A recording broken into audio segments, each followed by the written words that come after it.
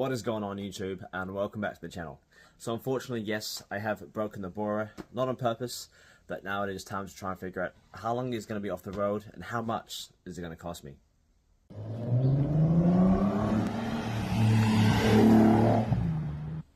So what happened? Well, I was just driving down a road in the country and changed gears to go a little bit faster because the car slowed down in front of me, and the car literally started revving to about 7,000 RPM and wasn't going anywhere, which is strange.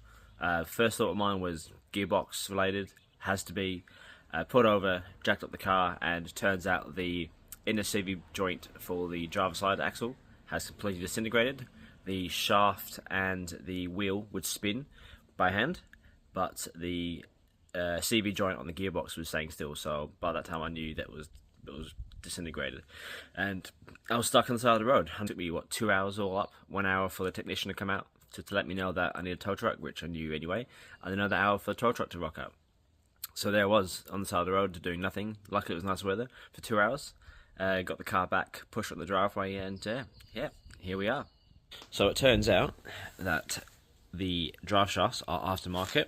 So whoever watched my previous video on the coilover install, the passenger side was a bolt on as well, like this. But yes, it turns out it is a aftermarket because it has a part number here, which is definitely not OEM. But yeah, the inner is completely destroyed. The outer is fine, but you look at the bolt again, they've rammed the bolt all the way in and destroyed the threads for the outer as well, which hopefully isn't too bad, but the last one was pretty bad too.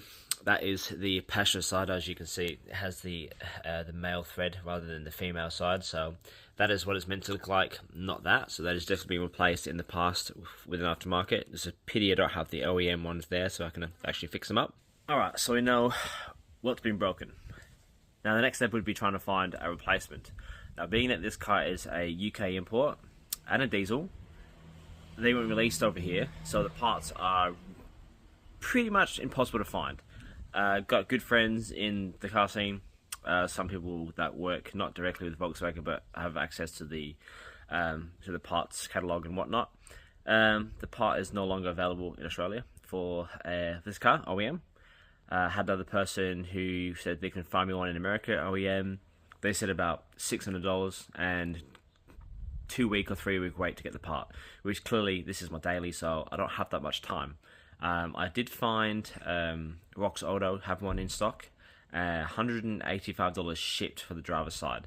So it was aftermarket, GSP, which I had a box in the garage from the Polo that I had previously, a 1.9 diesel, GSP drive shaft, and that worked fine. So I know the brand, and it's reasonably priced, $185. So that's now being shipped over as we speak. I was actually looking at the two other drive shafts that were from the Bora before, and I kind of had a bit of an idea. I might just have a mess around and see whether I might make it work. I'll show you guys what I think. I'm thinking this is the passenger side that I had to pull apart because that side destroyed itself, and this is the driver's side. I'm thinking whether I actually swap over that CV joint to the driver's side, so passenger side to the driver's side, and whether that would actually work. I know they're not interchangeable with OEM parts, but I might just see if I can just pull it apart. I've got some time this afternoon, pull it apart and see whether I can swap this over, just to make do. It might work, it might not. Well, we've taken it apart, and yeah, let's just say the bearings didn't stay where they were meant to stay. So I'll pull it all apart. These bearings weren't even in here. It's meant to go around this part here, sit inside, like so. But these were just bobbling around inside the CV boot itself, and they've actually punctured a hole in the back as well. So it's been sitting around, and they've just launched the bearing through, and yeah. So hopefully I can pull apart this other one and see if I can salvage something from this drive shaft. Alright, so it's been a couple of hours, and I think I've managed to make it work. So I've just salvaged everything from the passenger side inner CV joint, swapped it over to the driver's side CV joint, because they're both aftermarket, probably the same brand as well. I'm fairly sure that it's all the same. It lined up the same, it all fitted the same way. It was a bit of mucking around trying to figure out how to actually do the inner CV joints. I've never done one before, so figured there was caps on either side and the bearing was in the middle with a casing, so that worked out well. So yeah, that is the driver's side done. The passenger side that was on the car, it was on the full motion. One of the boots was split and it was making a bit of a noise. I just tore it apart now. I'll show you guys in a second. But I just thought I may as well swap over the boots from the passenger side one that I had as well. It's spare, it's already apart, so I thought why not just take it apart. I'm already covered in grease and there's shit everywhere. So yeah, I'm going to swap over the boots and then put both drive shafts back in the car and hopefully, hopefully back on the road again. And when the new one comes, I'll swap out the new one. If this one explodes by the time the new one gets here, then so be it. At least I tried. So let me show you guys the internals of the passenger side, and I'll show you what happens when you don't put much grease in a CV joint. Alright, so here's the internals of the CV joint, and this is the part on the driver's side was disintegrated more than this, but this has got markings in there from the bearings, probably a bit of heat as well, or pitted, so all the dirt and grime got in there from that split boot, which has caused all this. The ball bearings look pretty good. There's like dirt on them, but nothing too crazy. Just a good clean, and then the actual bracket itself for the casing for the bearing. And it's not too bad on the inside. Bit of heat, as you can see. Probably a really old CV joint, but hey, if it still works, I'm going to end up using it again anyway. Get me out of trouble for now. If in doubt, I might just get another drive shaft for the passenger side later on. So yeah, that's the internals for the CV joint. And here is the mess that I've been dealing with. I should be working more workbench, but I already started here, so I thought I'd just continue. As you can see, the driver's side is fully assembled again, which is fantastic. Hopefully that end there, I can kind of, like I said, throw a tap in there and clean the threads out. Hopefully that will work, but that side there, a lot better than it was before. Doesn't have a big hole at the end of it like the old one did. And here is the passenger side. It's got a big split here in the boot. That's why all the grit stuff's got in there, caused that damage on the inner CV joint. So what I'm going to do is to swap it over with this one here. That's a good one from the other passenger side that I had beforehand, so I can change that over. Here is the other part I was telling you about. It's got a big nick right there, so not as bad as the other one. Probably best to probably end up using this one as well, but it just looks worse for wear, so I'd rather not take the risk with something that's missing pieces anyway. But yeah, so it's just bits and pieces, all interchangeable, which is great.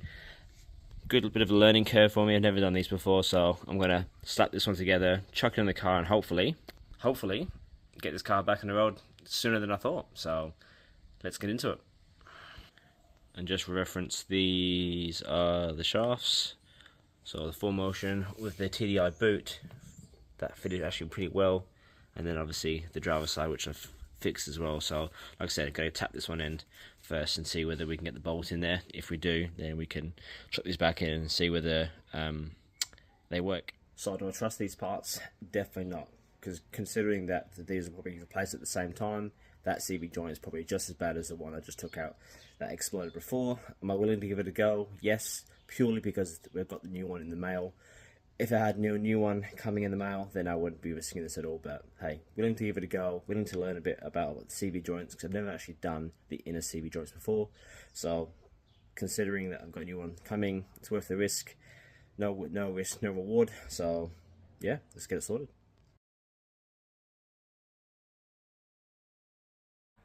Alright, so it's been about 6 days since I've ordered the drive shaft. It came in this morning at work. Now I'm just back home ready to install it. It doesn't look the same, but yeah, I'll show you the differences I've seen, and let's see if it actually works and gets me out of trouble. Alright, so like I said, I've got a GSP drive shaft from Rock Auto in America.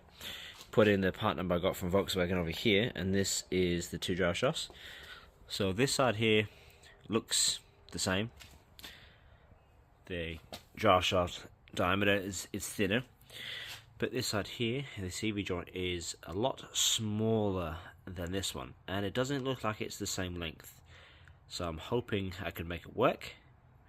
I'm hoping, because I've got this length here, rather than the bolt side, it should be a-okay still. So regardless of that, let's chuck it in and let's see whether we can get out of trouble and make it work. Well, I think it is the right shaft. The spleens match up on the hub side and the bolts match up on the flange side of the gearbox, and yeah, seems to be working out fine. The spleens match up well in there. Obviously it's the right size spleen, and it's in under here as well. That's all done, match up nicely, and obviously it's a smaller CV joint itself, but there's plenty of clearance for the hubs. There's no rubbing, which is great, so I'll chocolate it on that side and then hopefully take it for a drive, and it should be the fix that I needed. And there you have it, it's all back together again.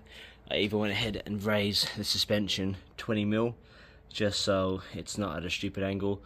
Look, as much as I love these wheels, I'm probably going to change it back to the Aristos, the 18s, just so I'm not running the risk of destroying any more drive shafts anytime soon, because I really don't want to be off the road for a week like I was before.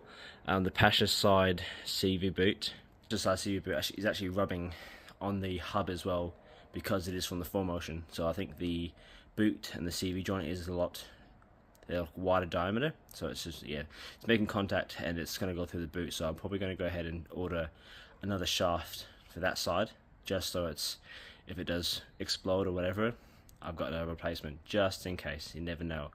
This other one that I've just put back together again with the parts and the other aftermarket stuff, I might actually drop it off to a CV place and see what they can do with it, and if they can make it good, then I have a backup just in case as well. So I've got backup for both sides, which would be excellent.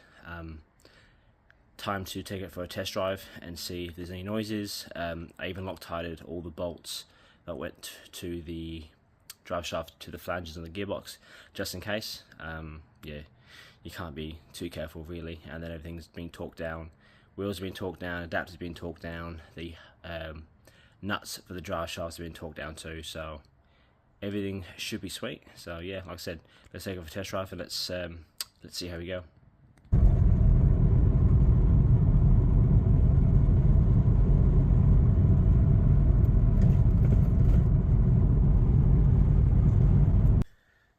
Alright, so test drive is done and dusted, no vibrations, no weird noises. Took it on the country roads like I normally drive every single day of the week. Even on the freeway at 110 there was no weird noises or vibrations, which is awesome. So happy to report that that was a win for us, thank God. The drive shaft was the correct one after all from Rock Auto, so thank you very much for them for supplying the drive shaft, the correct one. And the shipping wasn't that bad either. It was only 6 days from America to Australia, so it was actually pretty decent. Unfortunately, the driver's side shock has decided to shit itself. It's leaking everywhere. It's cheapy max and speed rods, I think. Suspension, $200 I think they cost me. They only lasted 6,000 miles, which is pretty disappointing, but hey, like, it's cheap. But how cheap can you go, really? So I'll have to look into a replacement for that at another stage. I've got a few more things to do to get this car kind of where I want it, so it's kind of reliable as a daily still. I just want to give a shout out to my neighbour Dion as well. He actually let me borrow his car for a couple of days while the Bora was off the road, so I can actually get to work to make some money to fix the Bora, which is fantastic. There's not many people out there that would actually let you borrow their car while they're away, but yeah, I really appreciate it, mate. You actually got me out of a bit of a pickle for work. And that's where I'm probably going to end the video here. So it is night time. Having had dinner yet, I just got home and straight into installing that drive shaft. So I'm going to get inside, get cleaned up, and yeah, get some food and relax the rest of the night. So thank you very much for everyone that's tuned in and watched. Whoever's subscribed as well, that's awesome. If you haven't already subscribed but you are liking the content, be sure to click that subscribe button, leave a comment down below. If you're liking the videos that much, be sure to give it a like as well. So thanks again for watching, guys, and I'll catch you on the next one.